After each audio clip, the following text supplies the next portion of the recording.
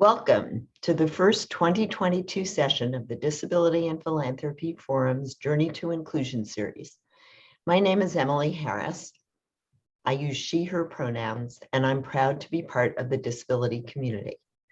I am the Executive Director of the Disability and Philanthropy Forum, and I come to you from the unceded land of the Council of Three Fires, the Ottawa, Ojibwe, and Potawatomi nations, now known as Chicago.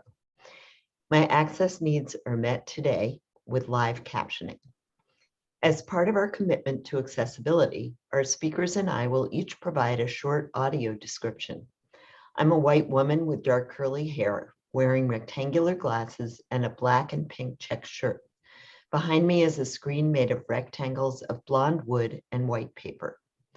A few housekeeping items for today's learning session.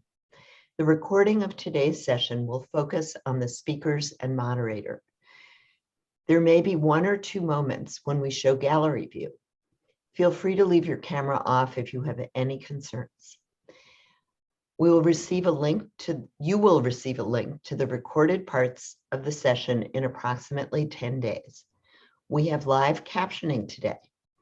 There are two ways to access these captions.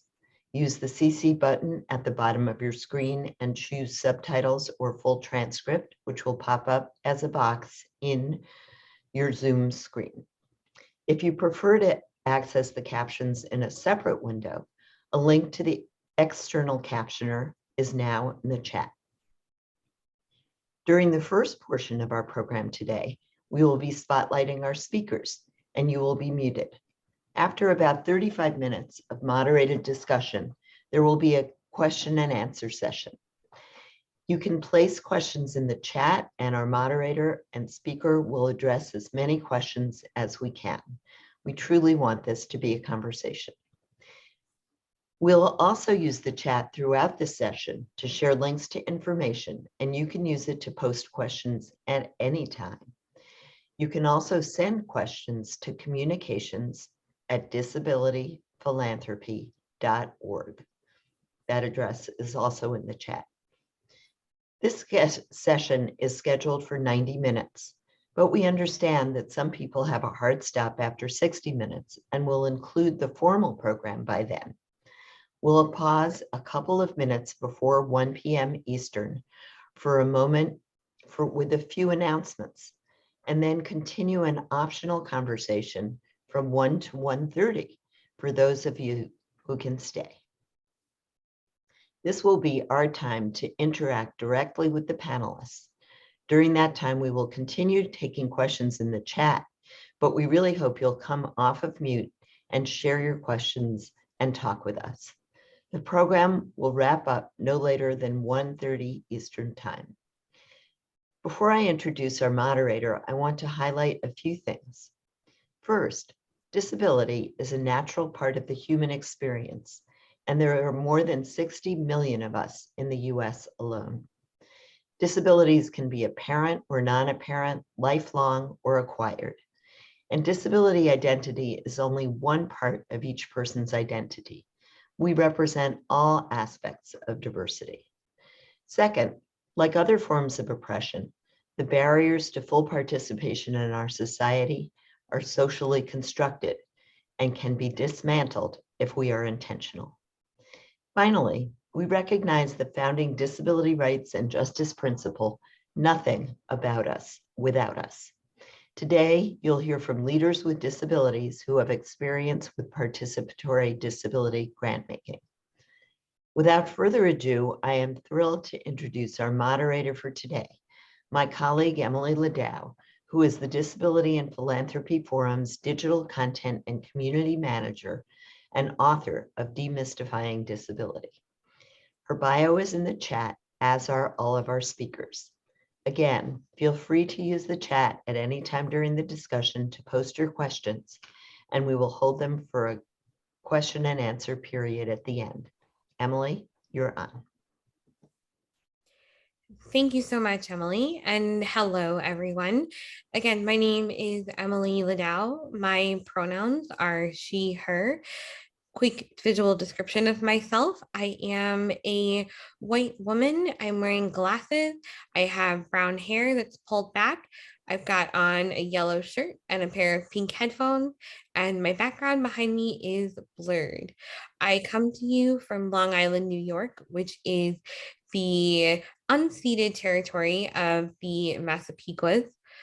I am incredibly excited to engage in this conversation today because the value of participatory grant making is something that we absolutely must be talking about in philanthropy.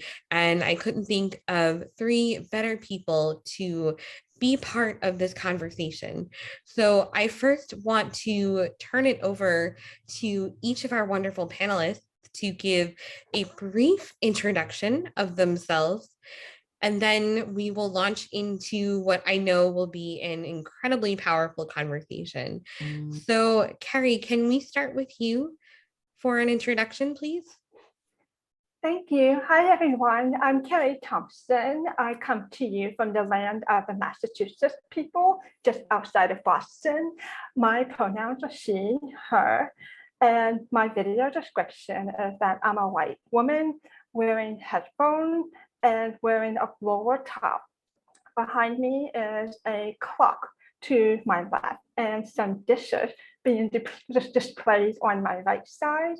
I'm a person with deaf blindness, and from time to time you will notice that I'm going to be moving my head off screen a little bit as I'm accessing the external captions on an external device.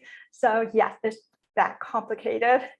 And my title is the Inclusion and Accessibility Development Manager for the Disability Rights Fund, where I am proud to be a team member of since the beginning in 2008. Thank you, Emily. Thank you so much, Kerry. And Katie, would you introduce yourself too? Sure. Hi, I am Katie Murphy. As of Monday, I am now the co-chair of the With Foundation Self-Advocate Advisory Committee. I also serve on the Stakeholder Advisory Group for Ability Central. I am an autistic self-advocate and union activist. By day, I work at San Francisco State University in an office doing office-y things. And you can refer to me by the pronouns she, her, hers. I'm coming to you from the occupied territory of the Ramaytush Ohlone, who, along with the coastal Miwok and the Southern Pomo, are organized as the Federated Indians of Great and Rancheria. I'm a white person in early 30s with shaggy red hair and glasses. And for my access needs, I may turn my camera off from time to move around. Thank you so much, Katie. And Keidra, last but not least. Hi, everyone. Thanks, Emily. My name is Keidra Chaney. My pronouns are she, her. My visual description is I'm a Black woman with white cat eye glasses. I'm wearing a green red hat, a head wrap, and a blue dress with a white scalloped top. In back of me is a wall with black and white wallpaper, and I'm wearing aqua blue headphones. I'm coming to you from the unceded lands of the Council of the Three Fires, Ojibwe, Ottawa, and Potawatomi Nations, also known as Chicago, Illinois. My title is, my day job is I am Digital Engagement and Accessibility Manager at the National Network of Abortion Funds. Relevant to our panel today, I was a 2021 Borealis Philanthropy Disability Inclusion Fund Committee grant-making member as an advocate. And my access needs are currently being met, though I may have to turn off the camera a couple of times to handle some things. Thank you, Emily. Thank you so much, everybody. And now I would actually like to take a moment to back up a bit. So you all shared the ways in which the work that you do is connected to participatory grant making, but can we talk about what exactly that means and how that process works? Why is it such a vital practice? We would love to hear right from people who are deeply and meaningfully involved in this work. what it actually means to be a participatory grant maker. And so Keidra, I would love to turn it over to you first. Well, the description of participatory grant making is that it is an approach that involves not just grant makers, but the constituents and the people that are affected by grant making within the grant making process. So in my case, as a committee member, there was a call that was made by Borealis for advocates to join a committee. And I, as a member and a former fellow of an organization that was a fundee of Borealis, Disability Lead, that's based in Chicago, they reached out to me and asked if I would be interested in applying to participate as somebody who was a member of Disability Lead as an organization, but also from my semi-connected background working in abortion funds as a disabled woman. So I was really interested in participating in the committee because it was about including affected people as agents of change within the organization to be able to identify other like-minded organizations and efforts that are being done cross-movement wide, across the disability justice landscape. This process is really about trying to get recommendations that really speak to the diversity, the intersectionality of the movement right now, and it was really exciting for me to be a part of it. Thank you so much for sharing a little bit about the process and what led you to become engaged in that process. And so, Katie, I would like to turn this question to you as well. So, how do you explain participatory grant making? And also, I'd add to that, because Keidra was touching on it, what led you to become engaged in this particular process? Sure. Well, I'm coming from the developmental disability community, specifically the kind of the autistic self-advocate community. So our take on participatory grant making may be a little bit different because what we're thinking about is less about putting the power back into the hands of grantees of the organizations that are doing the work, but actually putting the power back into the hands of the community. Because within the developmental disability community, as well as within other disability communities, we are not the people who are leading the organizations that are getting money. There's just maybe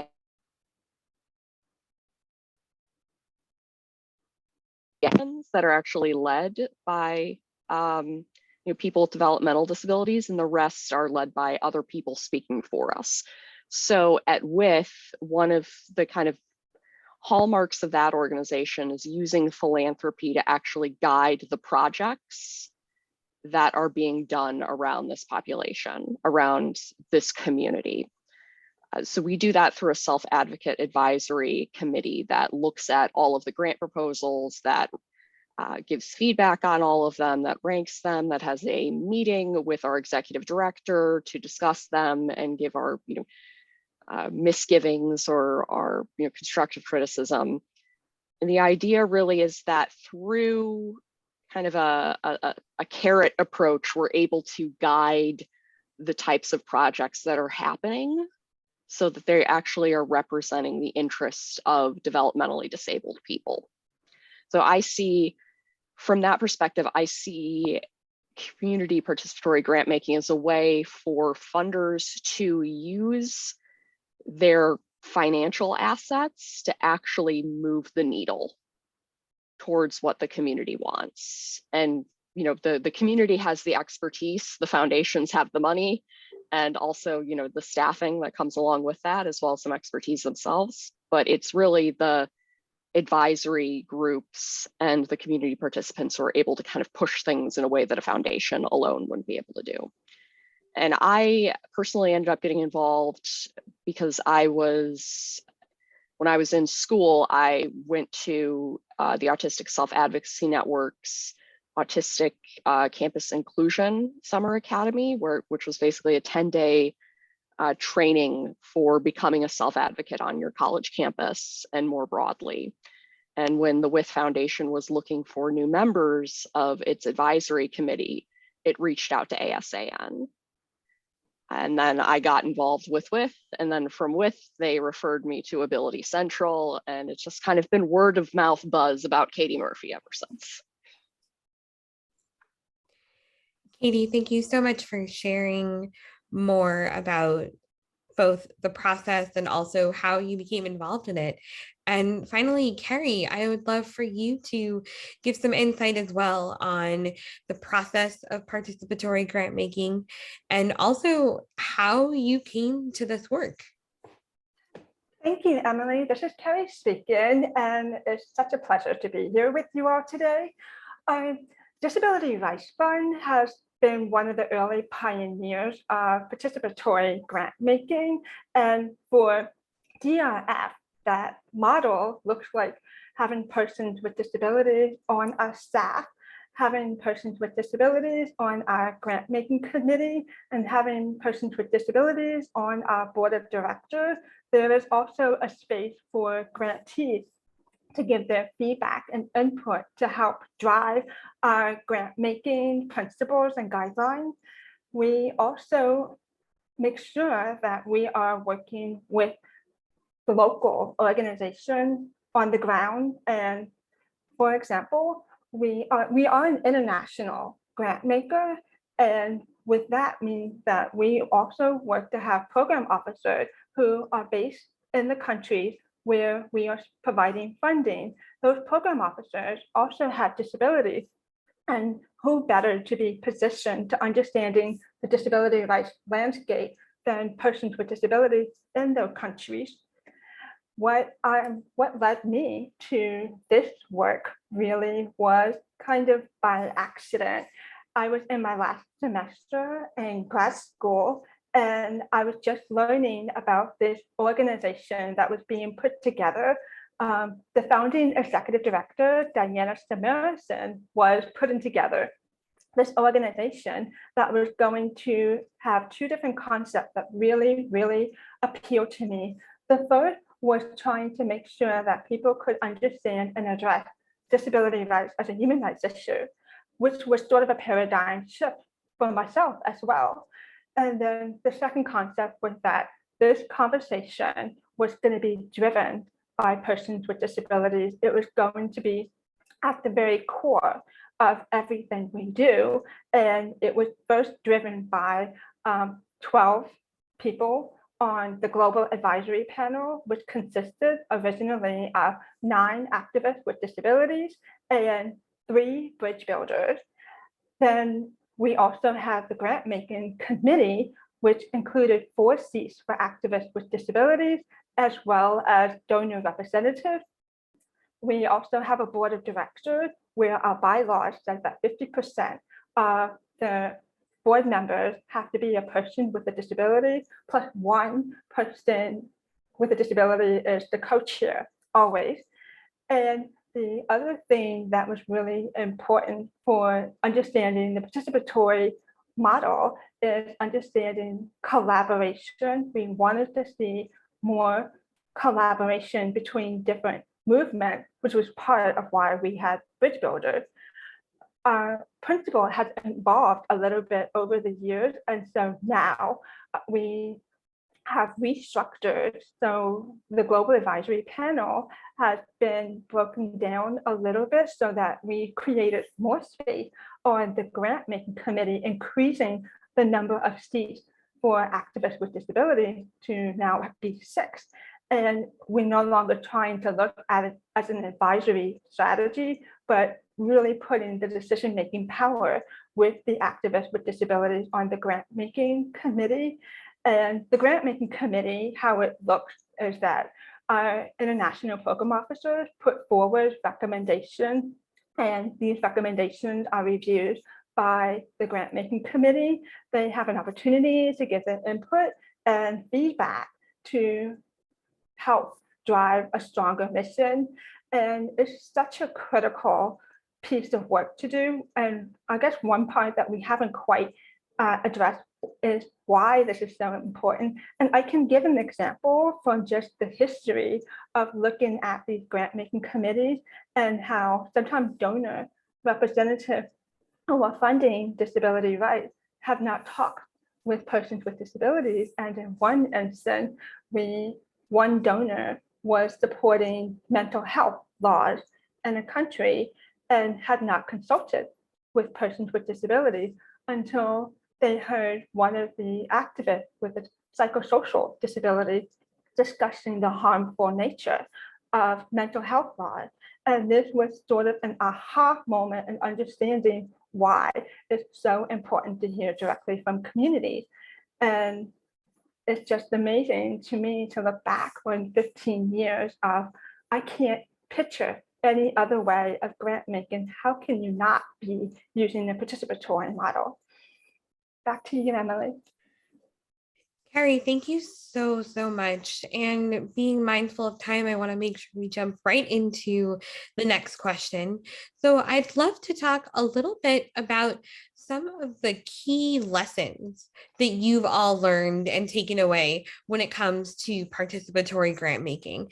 And as we were all planning for this conversation, there were a lot of things that came up, issues of a diversity of identities being represented within participatory grant-making committees, or unfortunately, sometimes the lack thereof.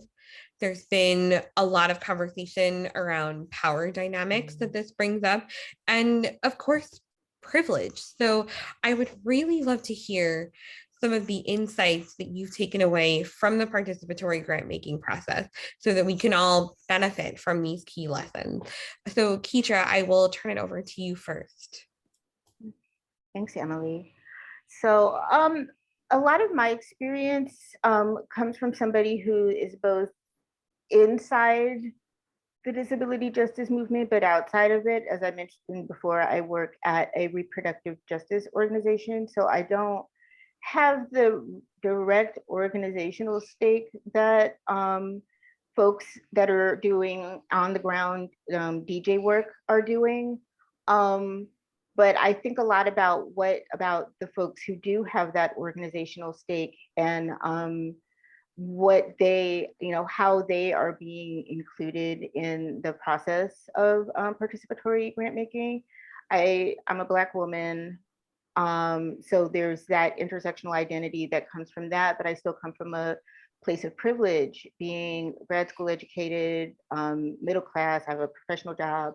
I have the time to give to something like this in a way that other on the ground activists and advocates may not be able to give. And I think that especially with these kind of participatory committees, just the self-selection process ends up excluding a lot of folks who are working class, who don't necessarily have the time and space to give to a volunteer project like this, because they're out there doing the work right now.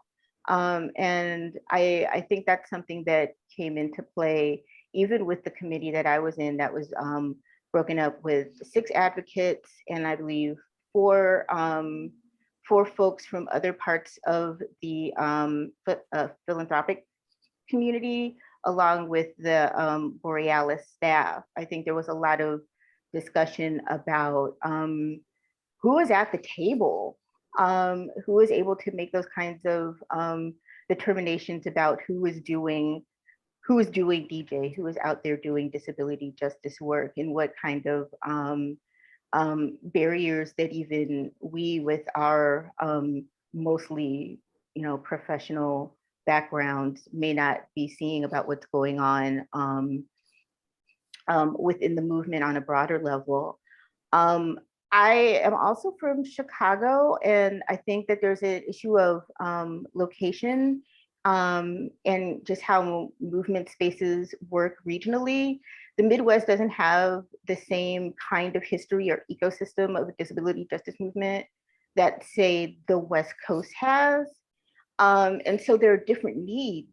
There were a lot of organizations that we were looking at and working with that they're doing the work, but the infrastructural support and the technical assistance and understanding of like the hoops that you have to jump through for philanthropy, they weren't aware of. And so there was a lot of,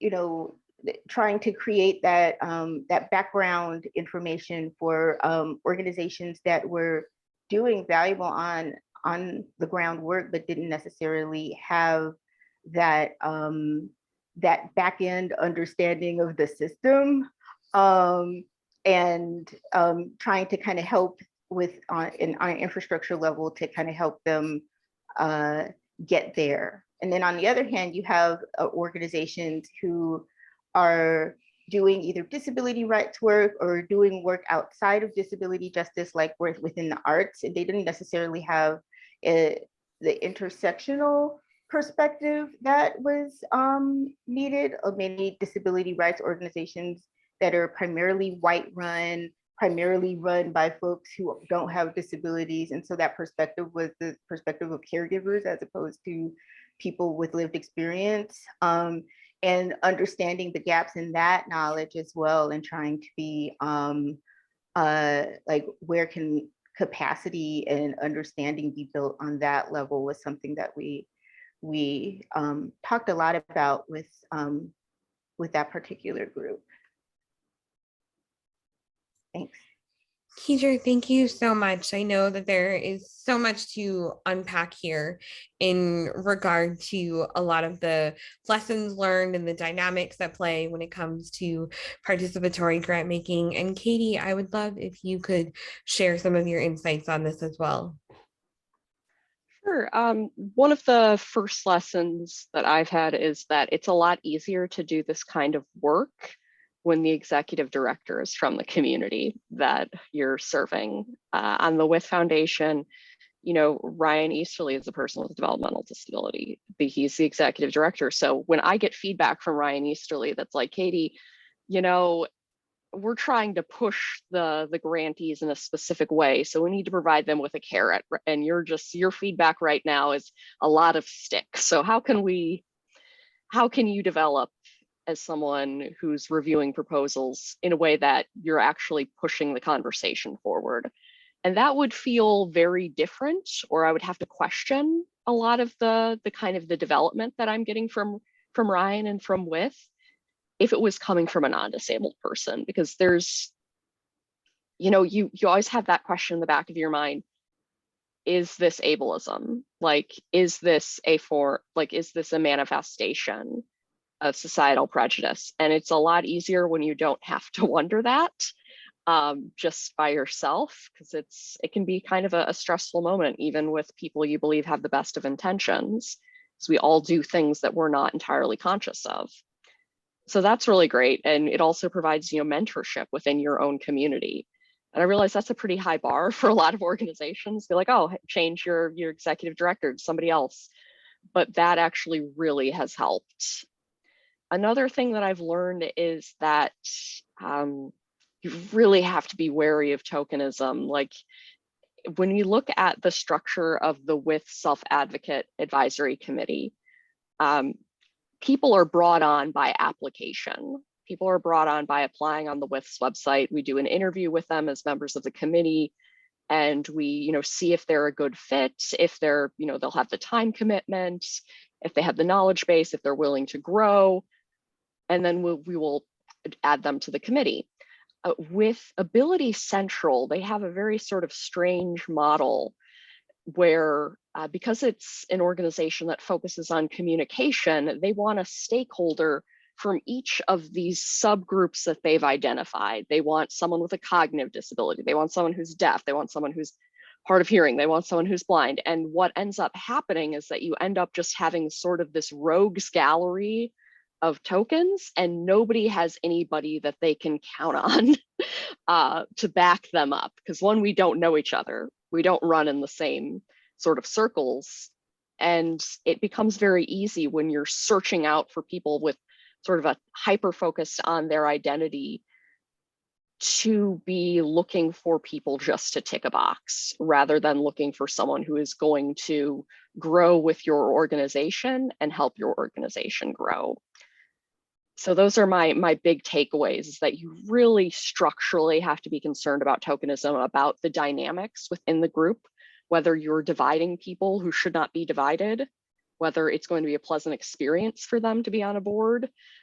And then the second thing is actually looking at your leadership structure. How does your leadership structure make the people who are, members of the community who are participating, how does it make them feel? How does it pose additional challenges to them? Katie, thank you so much for all of that incredibly powerful food for thought. And Kerry, I would like to turn it over to you, and then we will shift into our next question. Great. Thank you, Emily. Thank you, Katie and Keidra.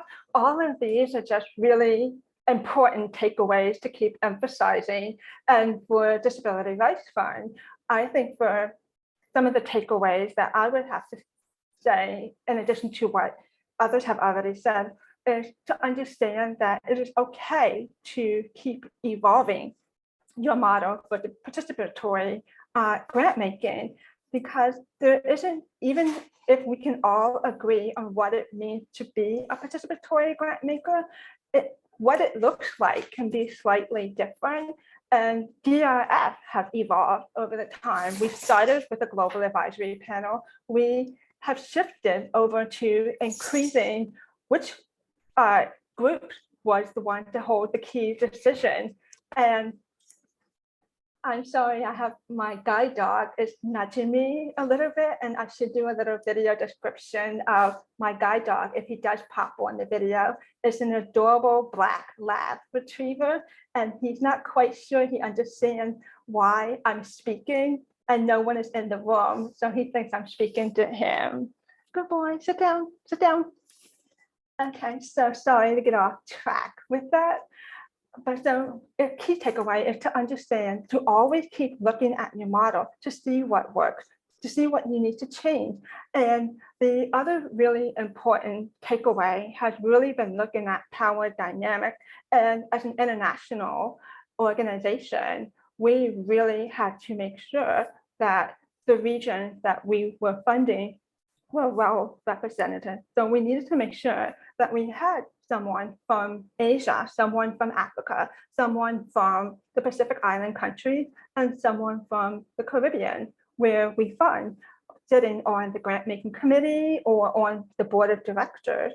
And you can also understand why this is so important when you can look at regional differences, as both Keidra and Katie has already talked about within the United States. I'm a person who is from Louisiana and spent half my life in Louisiana and half my life in Massachusetts. Completely opposite social and political culture.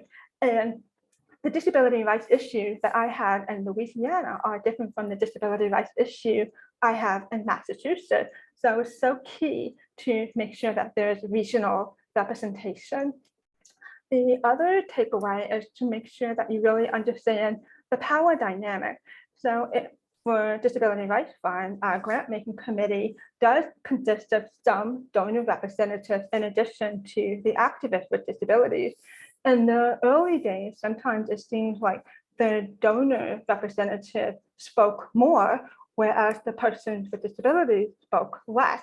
And we wanted to shift that narrative to make sure that we amplify the expertise of the activists with disabilities.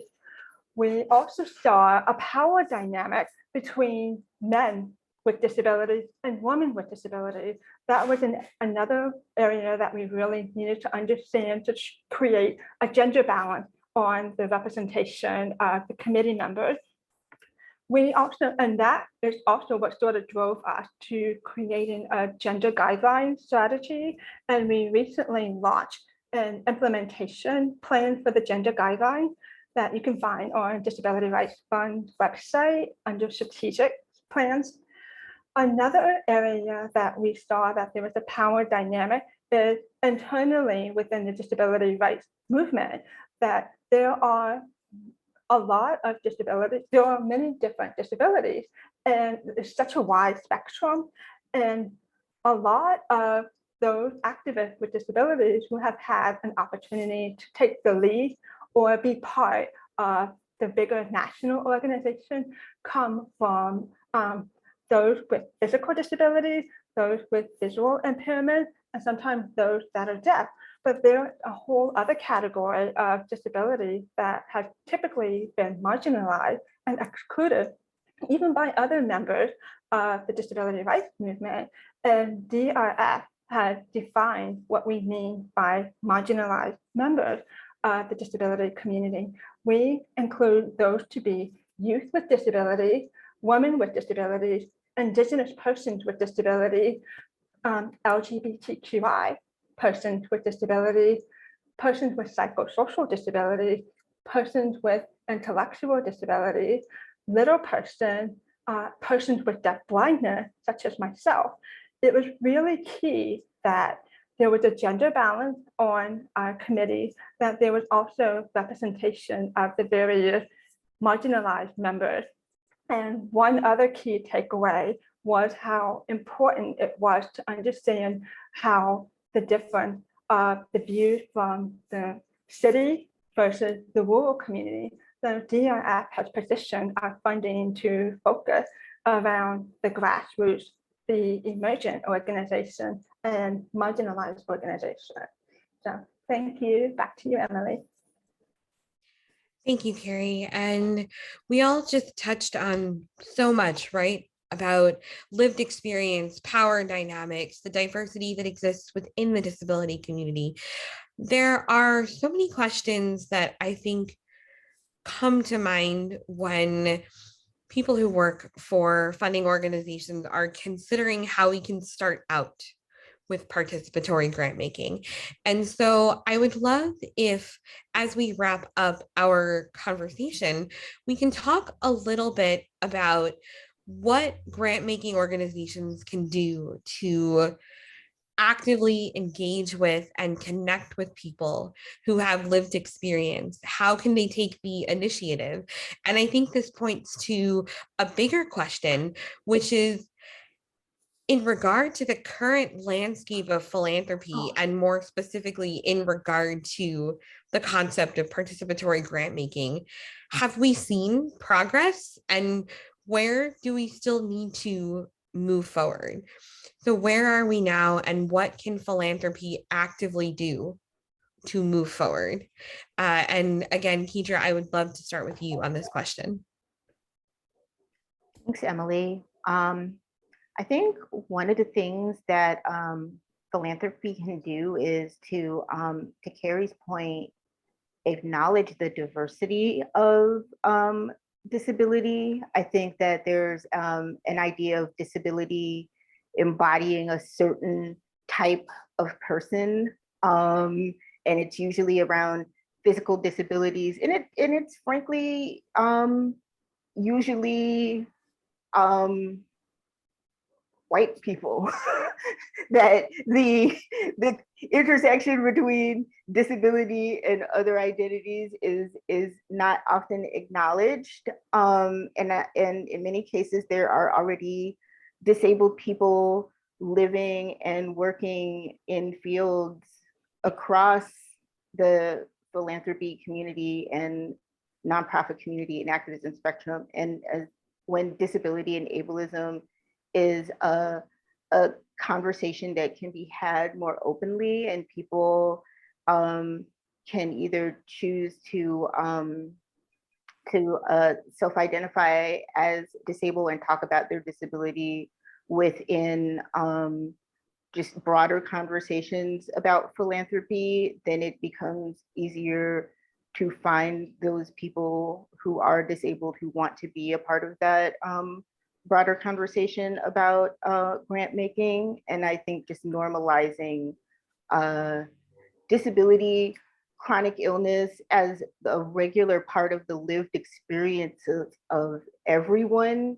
It isn't something that is happening to a small percentage of people over there.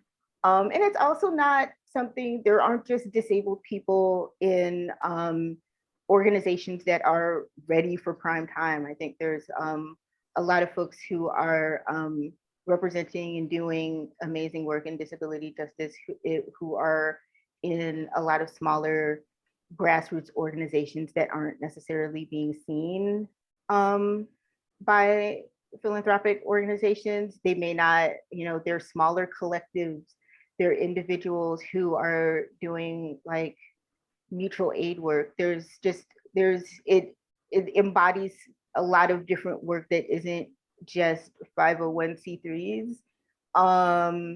And that work is important and often overlooked.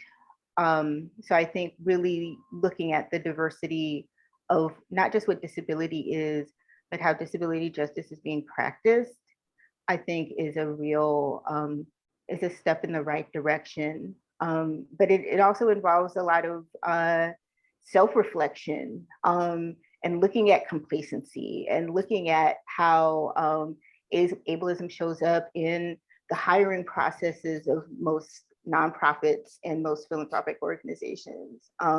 It's a lot of confronting personal bias and even you know, internalized ableism, where people who don't necessarily think of themselves as disabled because that's what other people are, even if you actually are, creating workplaces that disabled people aren't just showing, they're not just hired as a token disabled person, but they can become leaders and thrive and grow.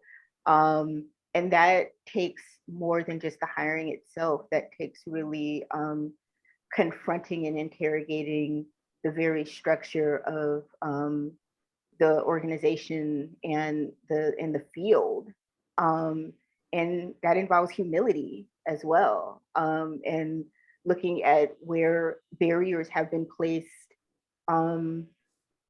that keep a lot of people out or may keep people within your community from actually leading and thriving and speaking up against ableism and for disabled people already.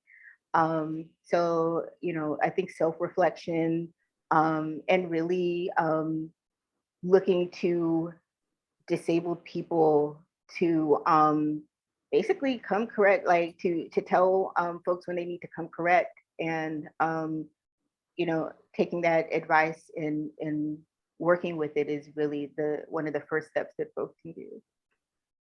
Thanks, Emily. Keidra, thank you so much for all of that insight. And Katie, I'd like to turn it over to you for your insight as well. I think in terms of recruiting people to serve on participatory grant making committees, to get people from the community involved, it's really important not to be reaching out to organizations that are not controlled by the community. I see a lot of organizations, you know, grantees saying, we're going to find self-advocates by reaching out to the Special Olympics. And that just keeps happening and happening. I'm like, well, one, you're drawing a very sort of strange pool of self-advocates. Like that's a hobbyist organization. It's just because it's, you know, running around outside and doing athletics things, it doesn't make it any less niche that you're looking specifically for athletes with developmental disabilities to advise on your projects. And the Special Olympics is not controlled by disabled people. So really, you have to contact organizations and also just networkers who have disabilities, are held by, you know, communities with disabilities. And that's kind of how I got involved, right? I was recruited through the Autistic Self-Advocacy Network. And then from there, I was recruited from WITH to Ability Central. And it's a much more, I think, reliable source of people who will disagree with you which I think is the most important type of person that you can get on a community participatory grant making committee, is someone who will vehemently disagree with you, who doesn't care about how you feel about them, and who is, honestly can get angry at you. And I think that's another sort of untapped pool of people, is the people you know of who are pissed off at you.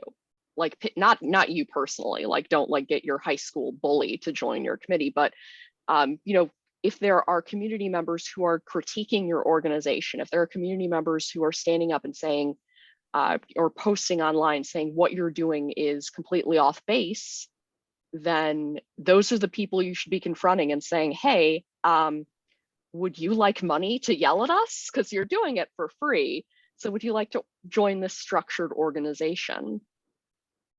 And the pay thing is also really important. We talk about, providing economic access and providing, a sense of value to the work that community members are doing. So there needs to be a line item for compensating people who are doing this type of work, people who are advising your organization, people who are deciding on what grants are being funded. And the biggest advice I can give is just go for people who make you uncomfortable, go for organizations that make you defensive, because they're still going to be, making remarks about your organization. You might as well be benefiting from it.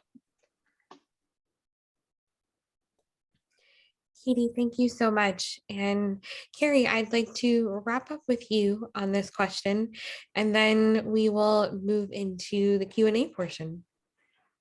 Thank you. Emily, this is Kerry. I wanted to ask if you could repeat the question. I got distracted by the guide dog when you asked the question. Is it about what our recommendation is for recruiting?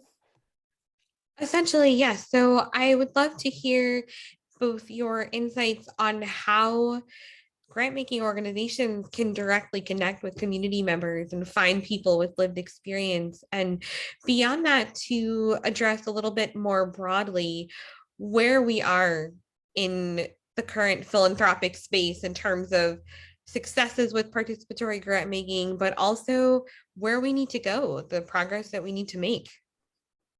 Okay, thank you. So 10 questions. Okay, let's see. So I will start with so what I would say is one thing for grant making organization, before you recruit, you need to actually think about what your scope of work is. What is the role of your grant making committee member? You'd be surprised how often people jump right into recruiting and think it's all about getting people with disabilities or members of the communities to come to the table. You really have to treat this like it is a job description that outlines what the expectations are, the time commitment that is involved. So people understand what they are getting involved with, so they can be honest and forthright about their ability to give this time and attention that it takes. It's not simply showing up for a meeting. There are many materials to review ahead of time.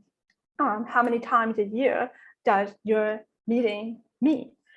Let's see. Then when you're ready to start recruiting, the way DRF does is that we have started with a nomination process. We reach out to organizations of persons with disability, specifically membership organizations of persons with disability, to help spread the word that DRF is looking for new members for the Disability Rights Fund Grant Making Committee. And we do sometimes look, and I know it sounds like we're trying to box in specific types of disabilities or specific types, which maybe sounds like counterintuitive, but I think it is important for us to keep looking at the composition of our current grant making committee. Who do we have representing so far? Do we have a gender balance? Do we have a regional balance? Do we have someone representing those with youth? Do we have somebody representing Indigenous person? Do we have a representation from marginalized members? We can't check off every single box, but we certainly aim to do so. It's also really important to understand that you could try defining term limits. So DRF terms are 4 years. And after 4 years, we look into new nominations. And it's so key that the nomination and the spread of words is coming through organizations of persons with disabilities and not donors saying this person would be a great person to be on the grant making committee. We drive this process through organizations of persons with disabilities. In terms of what I see in progress, and in terms of where I see things in philanthropy now, I agree with what Keidra and Katie have already expressed. I sometimes do see, I am definitely seeing more curiosity around participatory grant making, which is fantastic to see. I sometimes see some organizations doing what I kind of call posturing, where they want to show they have an advisory committee, that they have people with disabilities on their grant making committee, but it just seems like they really have not given an opportunity for these members to give valuable input, to share their expertise, and to, the most important of all, be part of the decision-making process. But I do see progress, and going back to the early days of DRF, I saw a number of donor representatives who were not persons with disabilities and didn't always have staff with disabilities.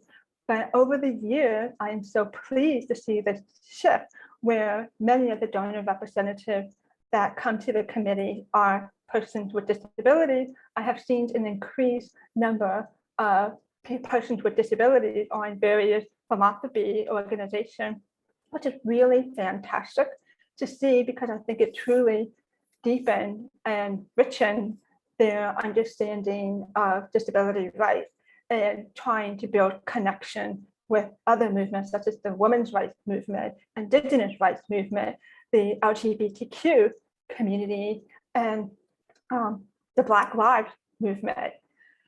I see progress in terms of more interest in funding disability rights, but I also see, as we're taking a step forward, there's also a step backward. And there's already such a small percentage of funding that goes towards disability rights. Overall, I believe the numbers are 2% of funding from foundations go to disability rights, and 3% of bilateral funders go towards disability rights. And yet, as small as those numbers sound, it almost sounds like they're starting to decrease. It could be contribute to the pandemic. In some ways, some funders have increased their funding support of disability rights because of the pandemic and the barriers the pandemic presented. On the other hand, some foundations and bilaterals have to make cuts because of the pandemic, and sometimes disability rights is one of the first areas where they make cuts. So it's so important to keep being mindful that no matter what is happening in the world, what crisis is happening in the world, disability rights still needs to be a key part of grant making, and keeping this in the mind of philanthropy moving forward. Now, hopefully I answered as many questions as possible. Kerry, thank you. I know that there was quite a lot that I was throwing at you in the hopes that we could fit in as much of everyone's wisdom as possible. We are nearing the end of the hour, but we did get a question that is incredibly powerful. And so I'm hoping we can answer it almost as a sort of lightning round, where if you could each just take a minute to give your insight, I would really love to hear, how does participatory grant making account for the fact that there are often so many members of a community who just don't have the time or the energy to advocate for themselves, but are still in critical need of support? This was a question we got from Nico, who joined us today, and I think it's really worth exploring. Hi, Nico. Thank you so much. So if you could all just, give a brief insight, I would really, really appreciate that. And we'll go in our usual order. So Keidra, let's start with you. I have some thoughts about this. Pay people. You got to pay folks. Pay folks for their time, pay folks for their insight, like, and more than just the like $150 and or some pizza, because that tends to be like we need to hear from the community here, have some dominoes way of trying to get insight from people. But also I think though, just the way that these kind of meetings and collaborations are structured are filled with a lot of barriers. Like, people don't necessarily have the time, or they can't afford to like take a half day to go to a meeting that's going to last all day. They need more breaks than are often allowed in a lot of these intensive Zoom meetings. A lot of people, especially now, can't and won't and should not fly. So like trying to do a bunch of on-site stuff for folks who are immunocompromised or who have a lot of access needs or that are definitely not going to be met in this moment.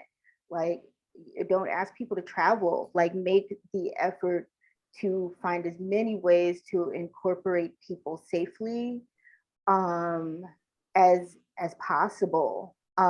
A lot of the barriers are structural, like because it's assumed that it's an able-bodied professional person that has the ability to just take an afternoon off for this work. That's what I was alluding to before. As a professional, I can go to my job and say, hey, can I have a half a day off so that I can be a part of this meeting? And it's fine. But for somebody else, a half a day or a day, that's like a big chunk of their paycheck.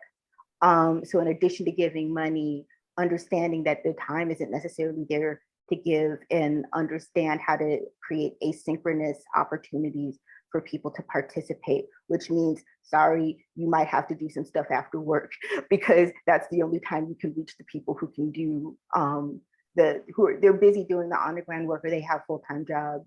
And so like you have to inconvenience yourself in order to make it more possible for diverse people from different backgrounds to be able to participate. So flexibility, creativity, thinking outside of the box and thinking about people, you know, the barriers that a lot of people face are not what we in this community necessarily have to deal with because of class privilege and access to work. So just really understanding how to be flexible to the point of being maybe uncomfortable and taking on some of the barriers yourself in order to create more opportunity for other people to be involved. Thank you so much, Keidra. And we are getting down a bit to the wire. So Katie and Kerry, I will just ask if either of you have anything very quickly that you would like to add to the conversation. I would say, this is Katie, I would say that in addition to the pay that you should be giving the people who are participating, you also, the organizations should be covering childcare and dependent costs, because you end up paying people, say, $500, and then someone who has dependent care responsibilities, that gets eaten up and they made no money and no sense. So that I would say cover dependent care costs and any other costs associated with their participation. This is Kerry speaking. I would also echo that flexibility is really key, and checking in with your grant-making committee members about an upcoming meeting and letting them know what is coming up. We definitely understand that it's so important to understand that people are giving their time and definitely should be compensated for their time. We also want to make sure that they're given a reasonable amount of time. The pandemic has really helped to make us evolve how we meet. And so that's the key takeaway, going back to that you have to keep evolving your processes and checking in with your members to see where things are with all the members. When we decided not to do any in-person meeting this year because it was just not really possible for the majority of our committee members to travel all around the world to come to Boston or any other location and shift over to virtual meetings once again. And that was the preference for the majority of our members. Back to you, Emily. Thank you so, so much, everyone. And we are just at the top of the hour. I am going to turn it back over to Emily Harris, who is going to wrap us up from the panel portion and move us into the more casual conversation portion for anyone who'd like to stick around to join us. Thank you so much, Emily, Keidra, Kerry, and Katie. What an amazing conversation. I hope that you will stay and come on camera and, as Emily said, have a casual conversation or continue to put your questions in the chat. For those of you leaving now, please help us learn about your experience by taking a few minutes to fill out a survey. And please come back early and often to our other series. You can find them on disabilityphilanthropy.org. Also consider, if your organization wants to take action, encouraging your leadership to sign the Disability Inclusion Pledge. We hope to see you not only in October, but on June 16th, when our next public webinar on disability, arts, and culture will come forward. So now I want to turn things back quickly to our wonderful panel and continue this conversation. Again, feel free, if you're comfortable, coming on camera and off mute, or please continue to use the chat. Thank you all.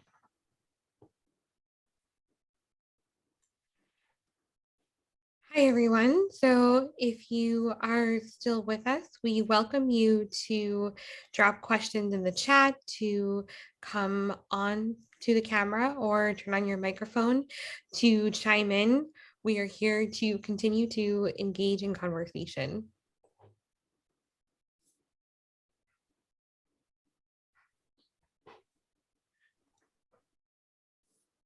Hi, Nico. Did you want to add something to the conversation?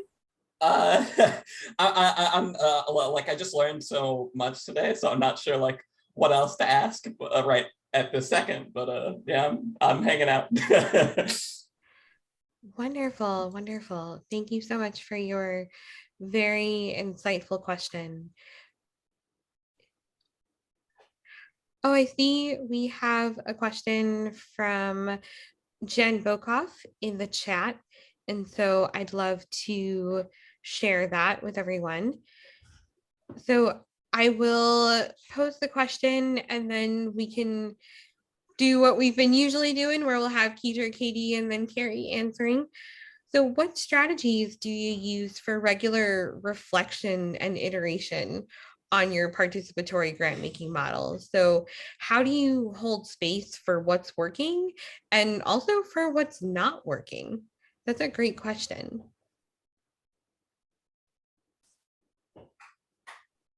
Keidra, That's an excellent question. Sorry, I was just thinking about how to answer that. So, so one of the things that we did is there was a point system. Like we had a lot of time to look at every grant, and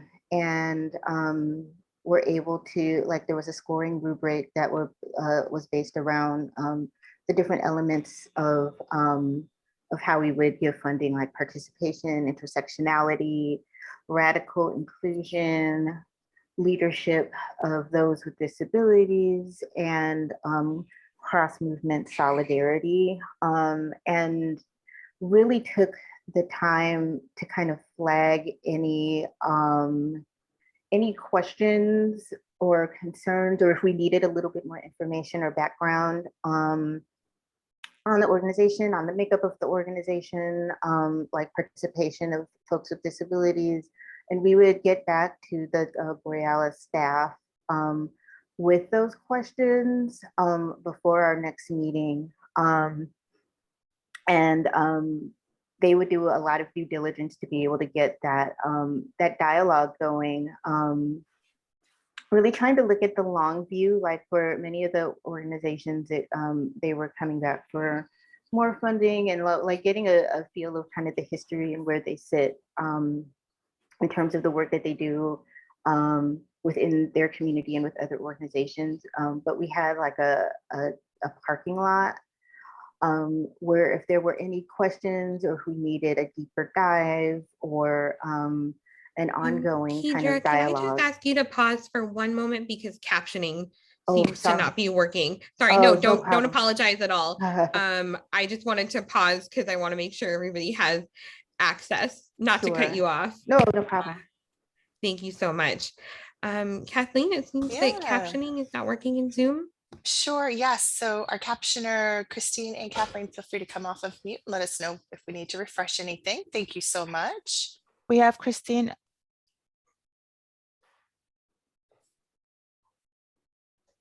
The transcript that we can still view through that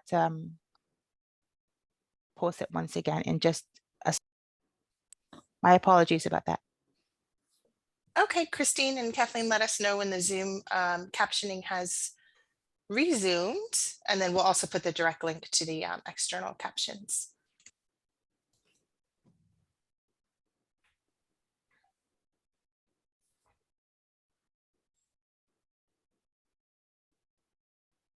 Testing. Closed captioning will appear here for stop. Kindly confirm if you are able to see captions for stop. I can see them external. Can we have someone check internal to Zoom? Kerry, I'm on the external card link is going. Okay, perfect. So we're okay in Zoom. Emily Mac. Speaker Mac, are we okay on Zoom, Q Mac? Let's see. So it says we have Let's see ellipsis. feedback. Oh, and captioner Kathleen, we can still hear you. Captioner Kathleen. Oh, I'm sorry, you guys. That's okay. No worries. Okay. It feels like it's not working in Zoom. So, okay. So Jen, I see your note that you'll use the external link. We'll continue to work on that as we go along. I'll be in communication with the captioners to see if that looks like something's happening on Zoom right now. This is Emily. It looks like we are back on Zoom. Okay, perfect. Thank you. Thank you, everyone. And thank you, Keidra, for taking that pause with us while we got captions back up. If there is anything else that you wanted to add to what you were saying, because I know I cut you off mid-sentence, I'm so sorry. Oh, no, no worries. I think where I had left off is that we had a parking lot segment of our notes that was our space to really kind of get more information, to interrogate, to really, if there were kind of ongoing questions or discussions that we wanted to have, we would have a space in every meeting that was a parking lot space where we could discuss any kind of ongoing questions that we had, and ask them of each other, but also ask them of Borealis staff to then go to the grantee, the applicant, and basically to start a dialogue to get a little bit more information.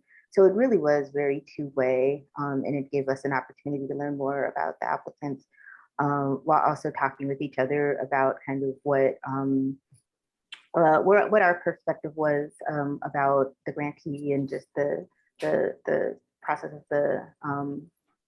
of the organization and kind of how they were set up. So it was really two-way and iterative. Keidra, thank you so much again for your insights and for bearing with us on that. And Katie, I'd like to turn it over to you. And again, just as a reminder, because we got a little bumpy, the question is, how do you hold space for what's working and what's not working when it comes to participatory grant making? I'm coming at this as from two different positions. One as a elected leader for a advisory committee, and another as just a member of an advisory committee. And as a leader chosen by the people, I think the seven of us to represent the interests of the group, I try to model as much as possible a process for giving feedback live, of telling, the With Foundation what is and isn't working. So it can be really small structural things about how we do the meetings. Like if we're going to talk about grant proposals from the previous cycle, let's make sure we have the time to put the summaries of those proposals in the chat so that people can refresh their memories, because it's been 4 months and we've just reviewed a whole other slate of grant proposals. So we're not thinking about 4 months ago. And it's really modeling and making it so people are less inhibited about speaking up about what they need or what they think would be best for the group in terms of operations. Because I realize as a white person, a lot of educational privilege, that I have a lot of institutional privilege, not just as someone who has a title within the group, but also as someone whose background affords them a lot of confidence in saying, I don't think this is right, and here's why, here's my analytical reasoning for it. So I try to model that and make it easier for the next person to speak up. That does not work so well in Ability Central, where I don't have an elected position. When I do speak out, I just don't get listened to. Case in point, the name of the organization, it used to have a great name, which was the Disability Communications Fund. You knew what it was doing, it was funding things, it was about disability, and it was about communications. They decided to rename the organization Ability Central, which sounds, I don't even know what type of work an organization called Ability Central would do. Like, is it like job placement? What is it? And I was really kind of the lone person who was like, hey, this is taking the word disability out is ableist. This is a really vague title. But again, because I was the only voice speaking up about it, because of the dynamics of that organization, of the committee, it just sort of got lost in the wind. I was just one cantankerous person. So that strategy that may work well on one committee may not work for another organization. And you really, as organizations, have to make sure that the one lone voices are listened to, and make it so that there isn't just one lone voice, that people are able to actually form coalitions within the committee, that they're able to find points of agreement rather than the points of agreement only being with the talking points of the organization. So yeah, I try to model things as much as possible, but at the end of the day, there really are institutional dynamics that prevent people from talking and prevent people from speaking out. I absolutely hear you on that. And Kerry, I'd love to know how you hold space for what's working and what's not. It's an excellent question. This is Kerry speaking. What we do at the end of our grant-making committee meeting is we always ask people to reflect on the entire process, how they received the grant-making material, how they received the grant recommendation, what they thought of the template, and it's always evolving. There have been some years when committee members have asked for more. And there have been other times when committee members have asked for less. And so we've been tweaking that process based on the feedback from the committee members. And it's really important to keep staying in touch with everyone about their individual needs. You can't assume that you understand disability and therefore can understand what they may need. I've made that mistake sometimes myself, and trying to assume that I, as a person with a disability, might understand what another person with a disability might need. And one example is that I created simplified language versions of our grant making material, and one individual whom I was making it for said, "This is helpful, but I would like it with pictures," because I was only using simple language. And I thought, okay, pictures. Yeah, I can certainly see how this is helpful. Then when I incorporated easy read version that included simple language as well as images, not only did this help one individual, many other members of the grant-making committee really appreciated this sort of condensed summary and choose 4 pages or so of all this vast material that was covered in each individual recommendation. So it's important to really understand that you need to constantly modify what you provide, and it's always based on feedback. So making sure that there's a space for feedback, not just in the meeting, but to give ample opportunities to continue to provide feedback or suggestion in email or one-on-one conversation, and understanding that you really want to let the committee members know that they are the ones that drive what the needs are. They tell us what they need, what they want, and we do our best to address those. So that is how we try to really help make this process easier, more manageable, less time consuming. And I think, I mean, originally the question seemed like it was really about how do we reflect. And DRF has received a grant from Ford Foundation a few years ago to really sort of be a case study on participatory grant making. And we really, they interviewed staff members, they interviewed grantees, they interviewed committee members, current and past, they interviewed former global advisory panel meeting, and it was really, really insightful to read this report and see what people said worked well, what didn't work so well, what we need to keep doing better. And that is just always just trying to have a monitoring and evaluating component to your approaches to participatory grant making. And I'm sure people want to learn more and more about participatory grant making. And I just want to note that there is a community out there, the Participatory Grant Makers community.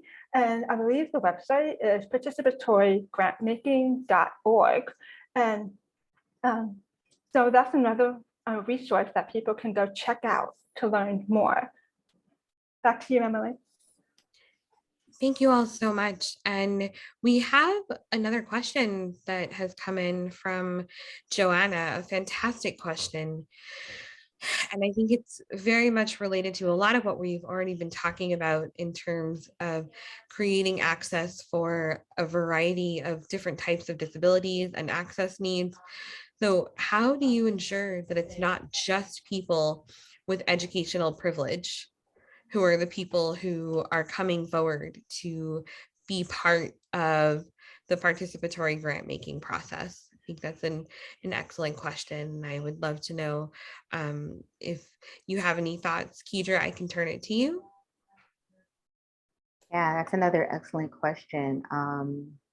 I think a little bit of what I had mentioned earlier about that some of the work that is being done in this space isn't being done at 501(c)(3)s. And I think a lot about on social media right now, there's so many young, marginalized, non-professional, educated activists who are kind of actively doing this work right now, who don't align themselves with organizations necessarily. They're doing a lot of kind of like extremely grassroots ad hoc work. And there's just so much insight and wisdom and real on the ground work that's being done in virtual and digital spaces that I think often gets overlooked in more formal nonprofit and philanthropic areas.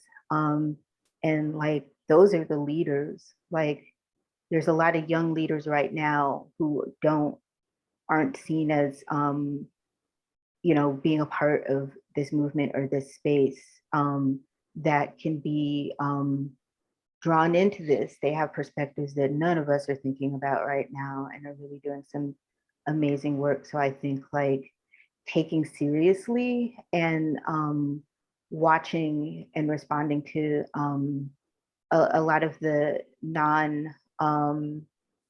non-traditional, and I say that with air quotes because it's not, just because it's non-traditional doesn't mean it's not valid, but it's work that's being done outside of like formal nonprofit spaces, and much of it is digital, and it is in online communities, and they are like doing leadership. And I think that identifying and respecting those perspectives and voices can go a long way in bridging that gap. But there's also a lot of bias. I think like there's a bias if you speak a certain way, if you like present yourself in a particular way, that people say, well, this is, you know, this person is articulate, again with the air quotes, because they look and sound and present themselves in a way that is appeasing to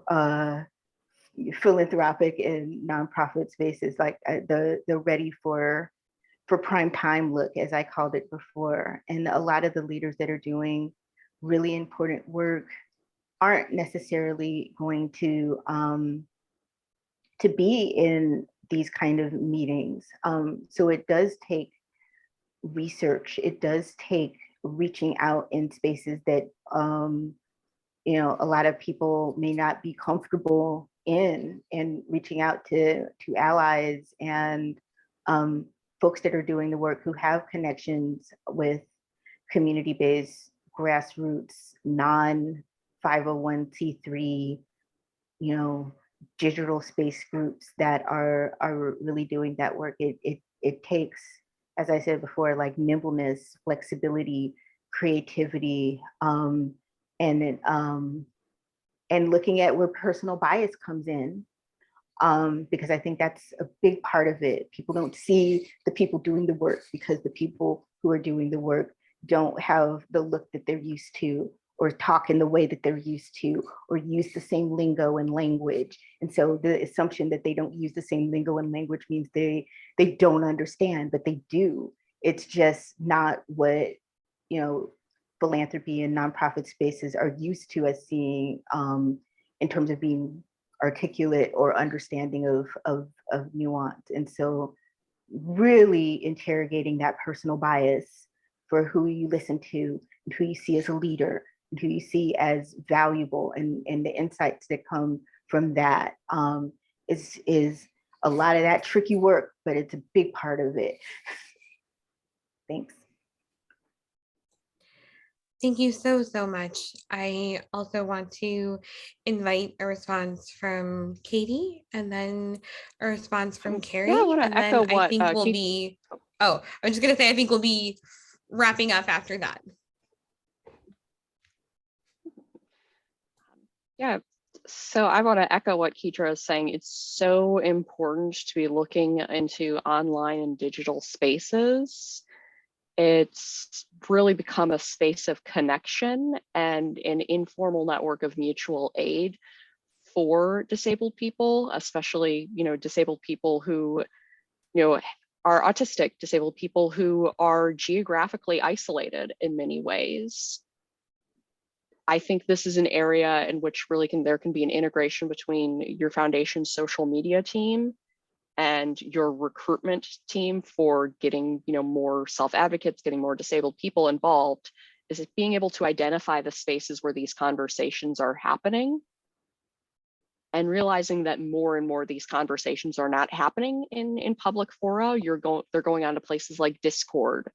They're going into sort of more going back to the way it was maybe, you know, 20 years ago, where these are private forums. So you really have to do more research, and you have to have more understanding of the community to be able to do outreach into what I would call maybe kind of free floating activists. I'm not someone who has a job in a nonprofit. So for a lot of organizations that are recruiting just from their former grantees, I would never be someone who would come up because I have a job in a completely different industry. And I have to realize as well the amount of institutional privilege I have, that I was able to, you know, get connected. into sort of this network of, developmental disability funders. So I think you really have to be looking very, very hard. And another source that I think is really untapped is arts organizations.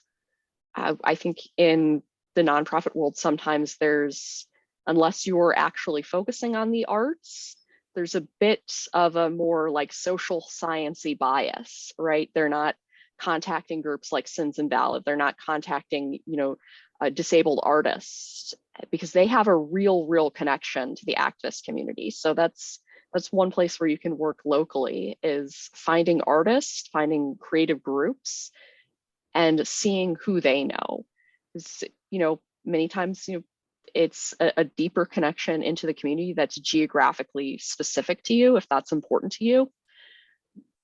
But the biggest playground is online, 100%, especially if you're trying to get autistic people involved. So just echoing what Keidra is saying, you gotta get more competent, and you have to be more focused in your recruitment through online channels. And finally, Kerry, if you could close us out, and then we're just about at the end of our time together already. Okay, thank you, Emily. This is Kerry speaking. I guess one thing for an international organization is when you're working in some countries, you also have to be really mindful that not everyone has internet access and access to electricity, or understanding how expensive that internet access can be. So that is something DRF tries to be really mindful of when we're doing outreach and really trying to work with grantees and members of the disability community to overcome those different obstacles. But one initial thought that I was really thinking about is that there is an absence of youth with disabilities being given opportunity to take the lead.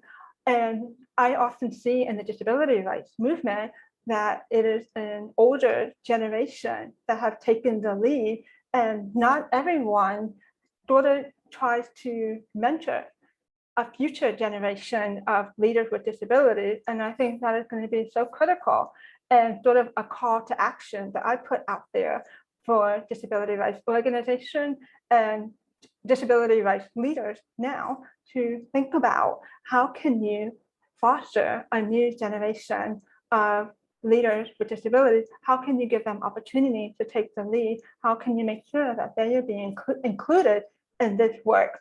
How will you mentoring youth with disabilities?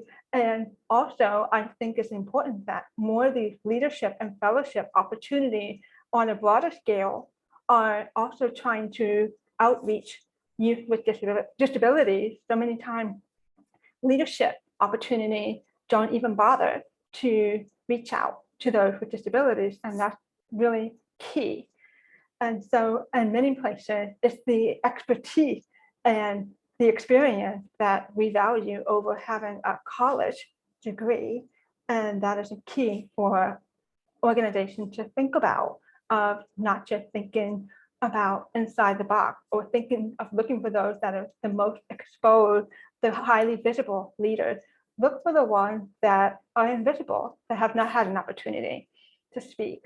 And so thank you so much. And I just wanted to thank everyone so much for this. And I wanted to just sign the phrase "nothing about us without us," because it's so powerful to see and not just hear verbally, but to understand the abstract of it. So this is how we sign it: nothing about us without us. Over to you, Emily.